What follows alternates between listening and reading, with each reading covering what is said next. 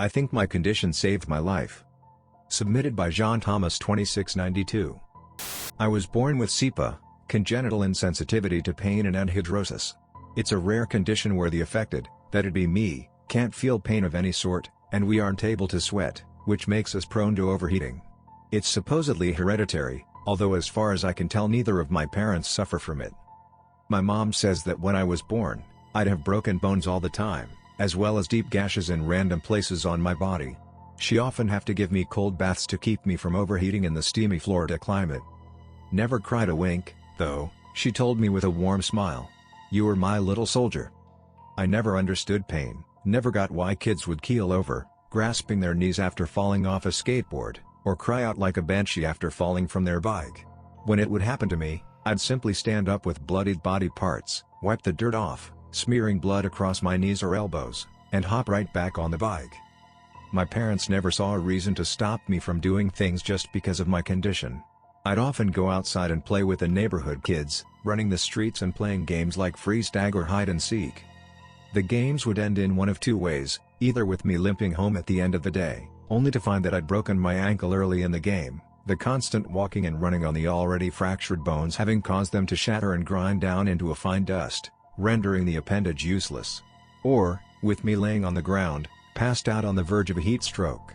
My friends knew what to do in this situation, though, just grab the hose and douse me until I came to. I've had multiple surgeries, mostly bone and cartilage replacements, all without anesthesia. Because of my condition, doctors decided it was both dangerous and a waste of resources. I never argued. Pain is such a foreign concept that I don't quite understand why anyone would need that stuff in the first place. It made surgeries go by much quicker, and helped keep the bills slightly lower, for the sake of mom and dad's finances. High school was tough. Once the bullies caught wind of my condition, they became relentless, determined to beat the pain back into me. I left school on 3 occasions by way of ambulance, cloudy-headed, blood leaking from my ears, skull cracked. My mother decided that the 3rd time was enough and pulled me out of public school, opting for bully-free homeschooling instead. As I grew older, I became more cautious. I didn't want to spend any more of my life in a hospital bed. So, I got a job working at the reception desk for a risk management company in Orlando, a fitting occupation, if I say so myself, and, a short time later, I rented a small, 1-bedroom apartment. I awoke one night, my body was incredibly hot, and my mouth was a desert. The air conditioning in my apartment had been on the fritz and, in my sleep, it had gone out completely. I'd begun to overheat, thanks for that, anhidrosis, and if I didn't get into a cold bath quickly, I'd start having seizures or slip into a coma. I stumbled through the dark, heading to the bathroom to drop into a cold bath, when I smashed my foot into the corner of my IKEA coffee table. I looked down reluctantly, seeing 4 of my toes turned at unnatural angles, the bones bulging out in large lumps, threatening to break through the skin. "Damn it," I said, rolling my eyes and hobbling over to the bathroom. I turned the faucet to the coldest setting and got in. As I laid there, basking in the cool water and resetting my toes, I had an idea.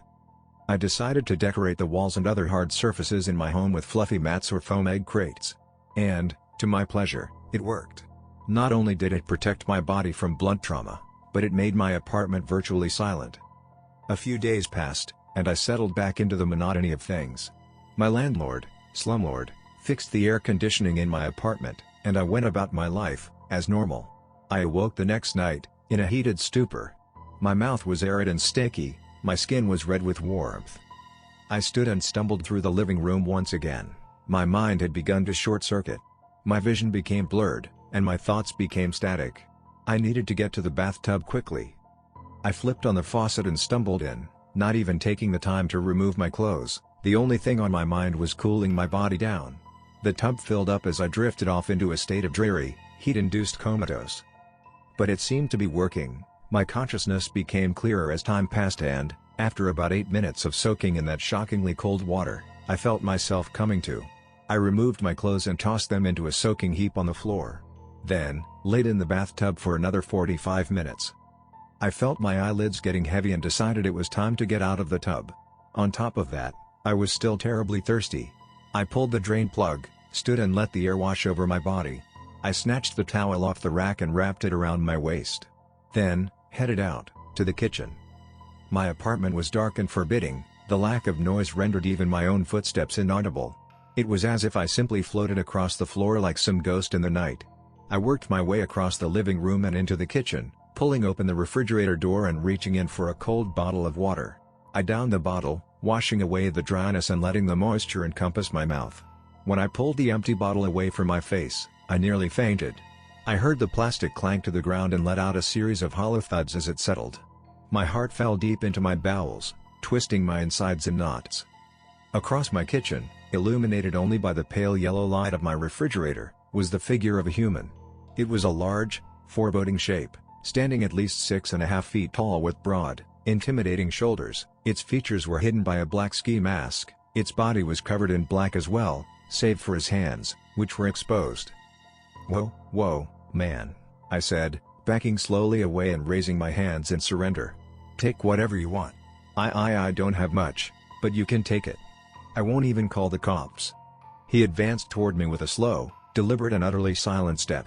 I gulped, realizing in that moment that perhaps the silence which I'd grown to love and welcome had betrayed me.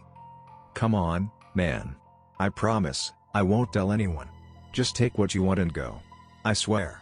I had resorted to begging, but the man simply remained silent, continuing toward me.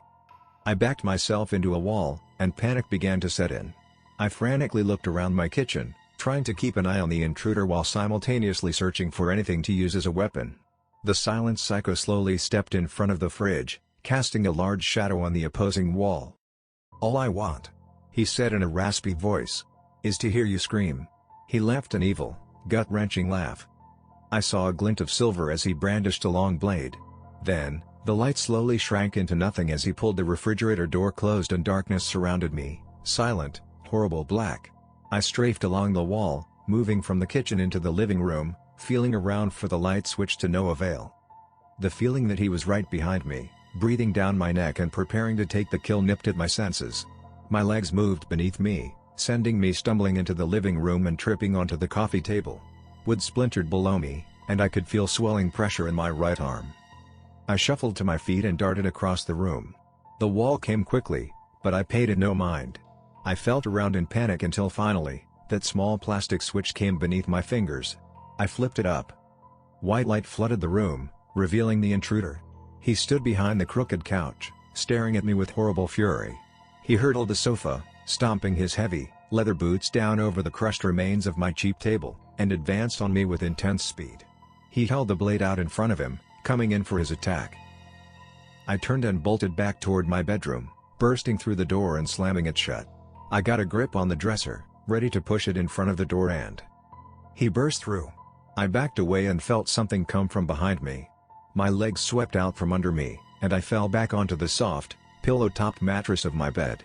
I shuffled back, but it was too late. The psychopath had jumped onto the bed and pinned me down. "Please, man," I yelled. "Why? Just let me go. Please." He didn't respond. Instead, he snatched my hand up in his, and in a quick motion, he slid the blade across the second knuckle of my forefinger. The tip popped off with a snap, and blood began to spill from the wound, coating me in a layer of red. "Why?" I said, confused. "Please, man. Just let me go. I promise, I won't tell anyone. I swear." My voice had dropped to a whisper. He looked at me quizzically, cocking his head to the side like a confused dog. Then, he frustratingly took hold of my hand and knocked my middle finger in the same spot. Blood began to ooze down my hand. "Please, please, please, man. Please," I begged, my voice still low. I don't understand," he said, defeatedly. "I don't get it, I don't get it. Why? Just. Why? Why won't you scream?" He slashed a deep gash into my chest in frustration. "Please," I mumbled. He jumped from the bed and backed himself against the wall. Why won't he scream? Why won't he scream? I watched as he slowly fell into the dark pits of his own mind. Why won't he scream? Why won't he scream? He perked his head up. "Pain," he said. "You have to feel pain. Everyone has to feel pain. Pain is the truth. Isn't it? Pain. What is pain?" I started, prepared to tell him about my condition, but fell silent as he spoke again. "Pain is nothing," he said flatly. Suddenly, he raised the knife. I winced and shut my eyes, expecting him to come for me and take his final blow, but what I saw as I peeked from beneath my eyelids was nothing that I expected. He plunged the knife deep into his thigh, held it for a moment, and let out an ear-shattering shriek. He quickly yanked it out, allowing bright red, arterial blood to spurt from the wound and shoot across the room. The man shriveled to the ground, gripping his leg tightly. I continued staring in horror, unmoving, jaw agape as the man before me slowly collapsed to the ground. After about 5 minutes of staring, shaken to my core, I began to feel a bit lightheaded. I looked down at my bed beneath me and noticed the pool of blood had spread around me significantly. I quickly snatched my cell phone from the side table and dialed 911, but found it inordinately difficult to speak. I had lost too much blood and was going into shock. "Help!"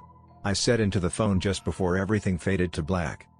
I awoke in a hospital bed the next day, surrounded by uniformed police officers. "What happened?" I asked as I came to. "We received a 911 call," one officer said, a red-headed man covered in freckles. He proceeded to explain what happened, telling me about the man they found on my floor, who they informed me was a confirmed psychopath and sadist by the name of Charles Banks. "He's been evading us for months," the officer said. "His therapist told us he went off his medication back in February, and that he believed Charles to be a danger to society. We have sufficient evidence connecting him to a dozen murders in the area, all of which showed signs of intense torture, namely the removal of the fingers, as well as sexual assault. You're quite lucky to be alive, young man." A thought crossed my mind in that moment. Charles wanted to hear me scream. He wanted to watch me hurt, to see me in pain. He wanted to get off on it and, when I didn't feel his pain, he began to question his reality. I shuddered and swallowed a lump in my throat. I always thought my condition would kill me one day. Never did I expect that it would save my life.